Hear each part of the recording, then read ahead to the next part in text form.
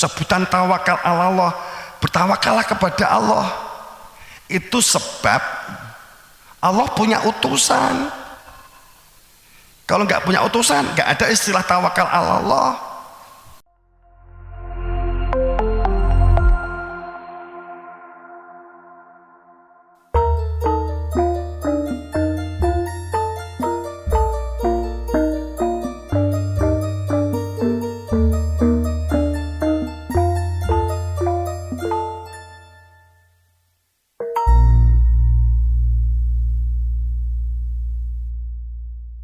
Walaupun kita bisa membaca, ada tulisan dan ada terang, tapi kalau kamu nggak kenal, kamu juga nggak akan berani melamar untuk menjadi suaminya.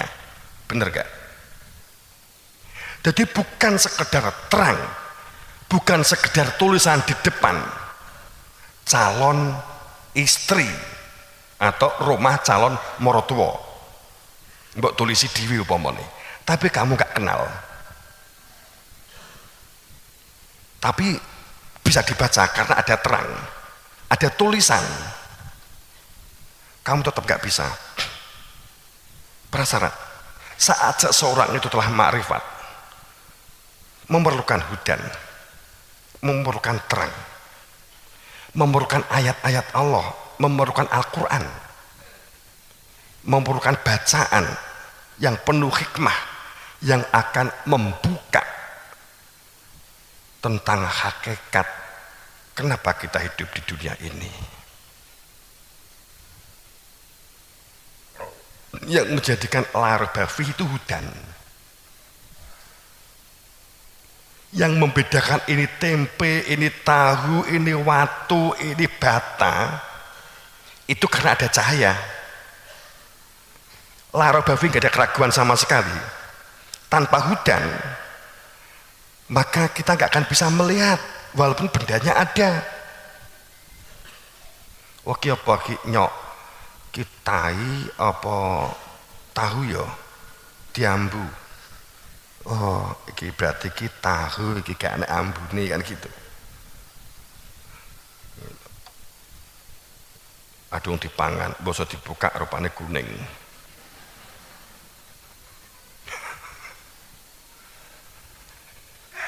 Laroi bafihi itu konkret, jelas. Jadi bukan prasangka, huda itu bukan prasangka. Bismillah asyhadu la ilaha illallah berarti untuk hidayah. Hurung. Turun menuju rumput sana. Maka pasti.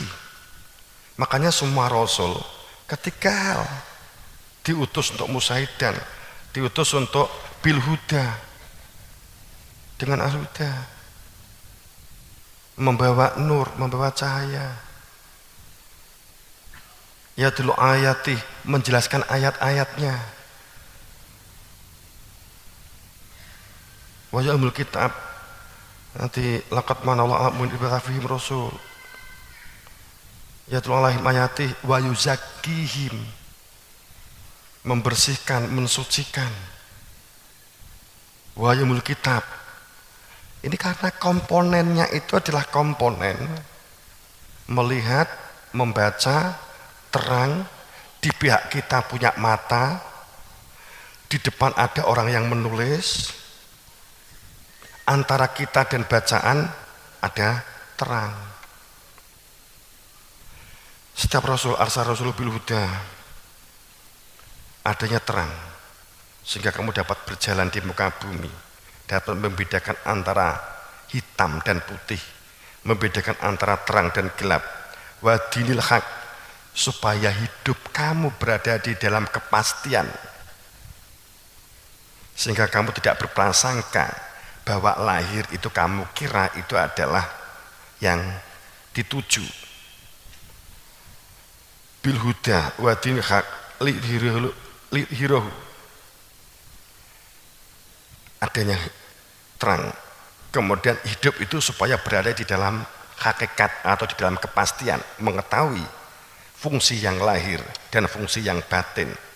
Lidhirahu, supaya dapat diwujud tampakkan secara nyata alat dini kulih, di semua aktivitas kehidupan yang kamu jalani. Hanya jika dia mengutus utusan yang ngasto membawa risalah secara konkret yang dapat kamu tanya dan kamu dapat berdialog dan kamu dapat bertanya, dan risalah itu dapat kamu tanya. Nek kowe maca Quran gak iso jawab Quran. Jawabannya tergantung pikiranmu. Quran itu jawaban? Enggak. Kowe maca tergantung pikiranmu. Aku pengen roh kowe bisnis rodok mambu gak penak enek ayat Quran, kowe mesti golek kiai sing cocok, ya toh. Aja kiai kowe iki engko nek nerjemahane ngene awake dhewe modar engko bisnisnya gak iso mlaku. Ya ora.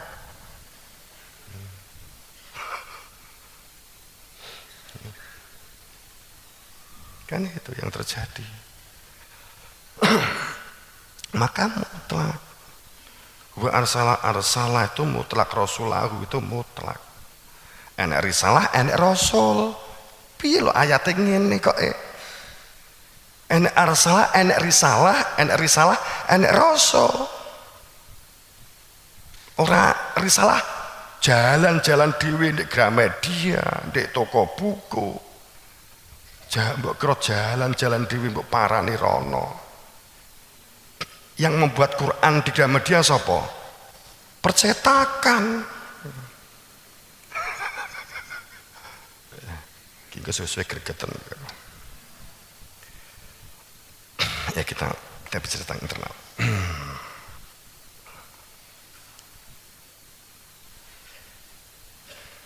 Jadi supaya dapat diwujud tampakkan itu harus dengan adanya huda, adanya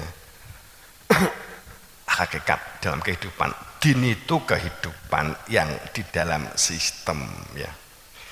Muhammadur Rasulullah waladina ma'ahu asital alal kufar dan seterusnya begitu ya, daripada panjang-panjang nanti.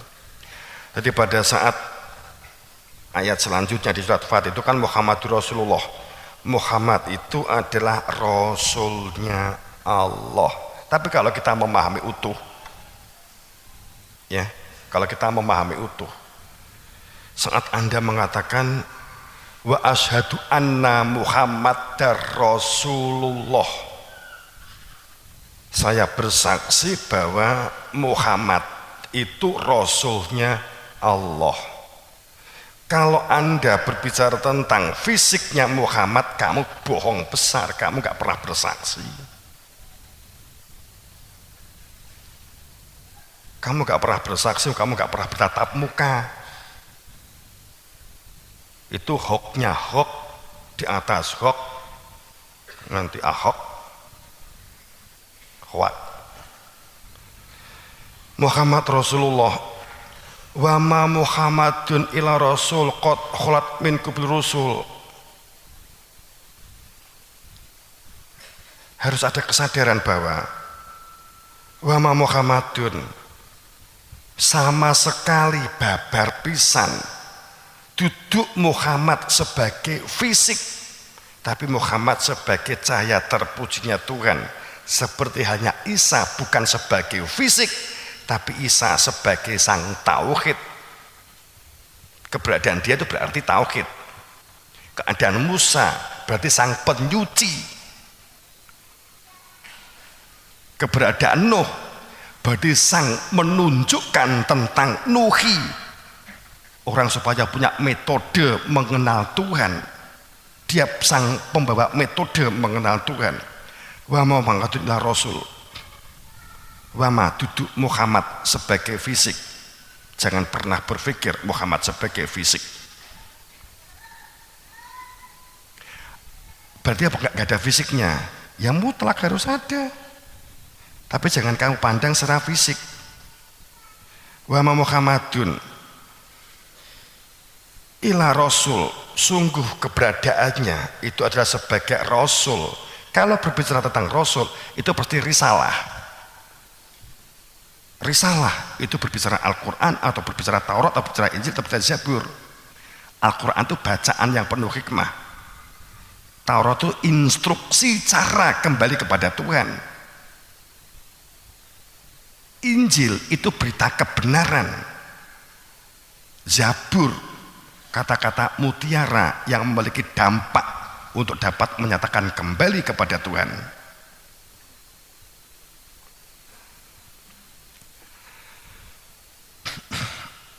Qad khalat min qabli rusul, sungguh dengan sebenar-benarnya qad khalat, telah berlalu rasul persis seperti dia, secara fisik persis seperti dia.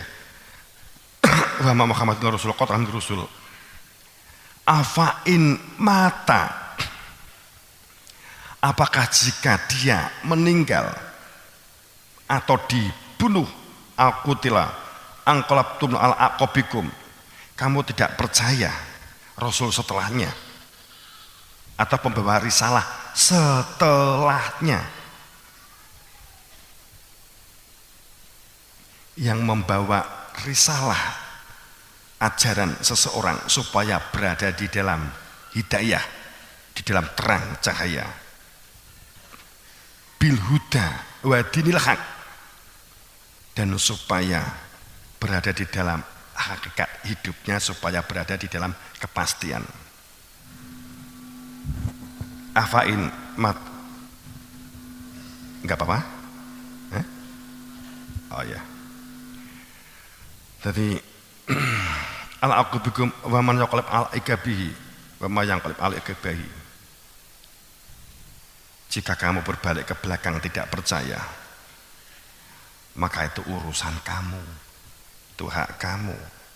Kamu tidak kembali juga hak kamu, kan begitu. Tidak akan memberikan mudarat sedikit pun.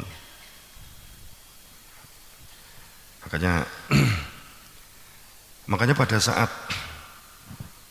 juga tersebut dengan ini saya ungkap dikarenakan orang sering titik sahadatnya itu.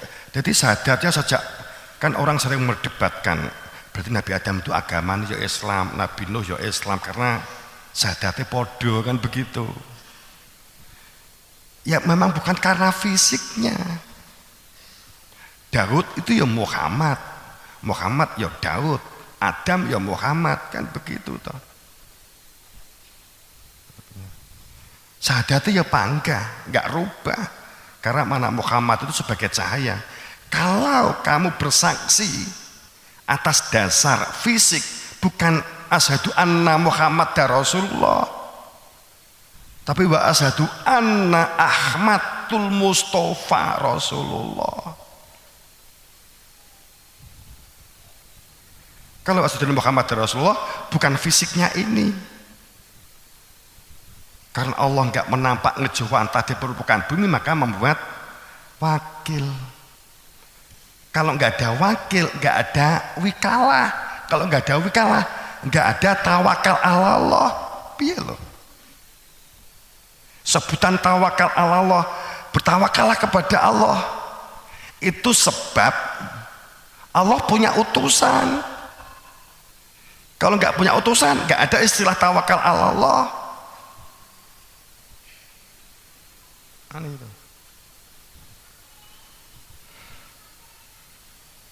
Tawakal hantu ya ada.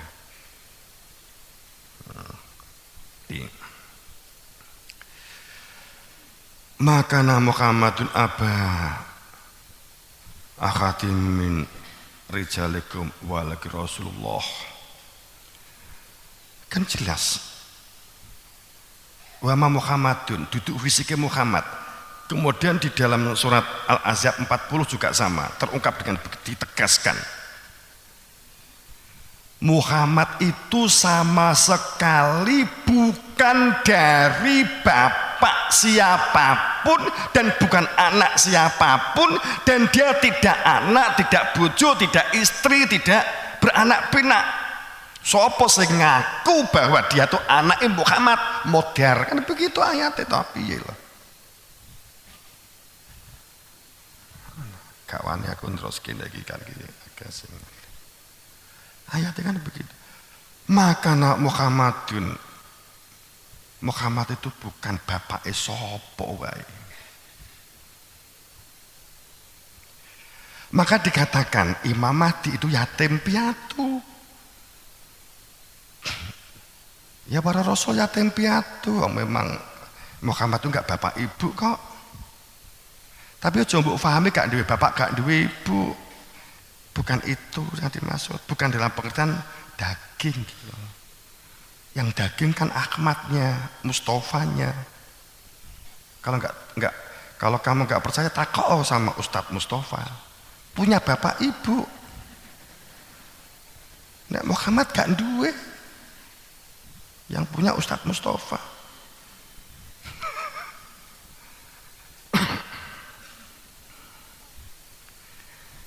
Walakin tapi dia itu sebagai rasul, artinya bahwa selama dia itu adalah berfungsi sebagai rasul, berarti dia sebagai Muhammad, tidak ada kaitannya dengan darah daging kulit.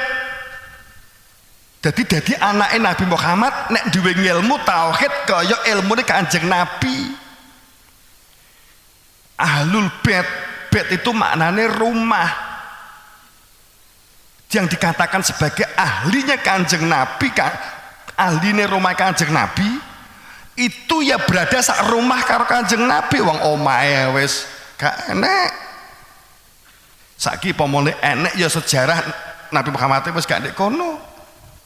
Kalau sekarang menjadi ahlul bait, ya sak kuburan, ya saiki ndang dikubur. Nah, ahlul bait, bait kuburan gitu loh. Gitu logikanya mestinya. Tapi ayatnya kan jelas kebangetan jelasnya gitu loh. Wa makana, kana itu keadaan situasi apapun namanya kana. Yang disebut kana, kaf ada alif, ka, nun, itu keadaan lahir keadaan lahirnya itu karena batin, keadaan itu totalitas itu disebut kana. Jadi makana sama sekali situasi dan keadaan hidungnya, lahirnya, batinnya Muhammad itu bukan didasarkan atas, bukan karena dia tidak bapak sapa wae. Ahad, tidak bapak satu orang pun.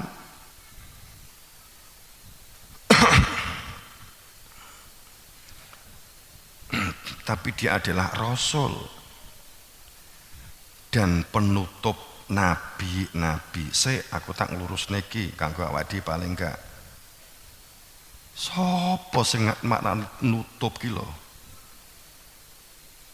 Ayat ini bertentangan hebat dengan laqad manallahu alal mukmin idz ba'atsa fihim rasul. Dengan ini bertentangan. Qad ja'akum rasul bertentangan. Wa min khulafiha nadhiron bertentangan. Bahwa setiap rusulana bil huda bertentangan. Nafsorofe bertentangan, ta'rifnya bertentangan, nisbahnya bertentangan gitu.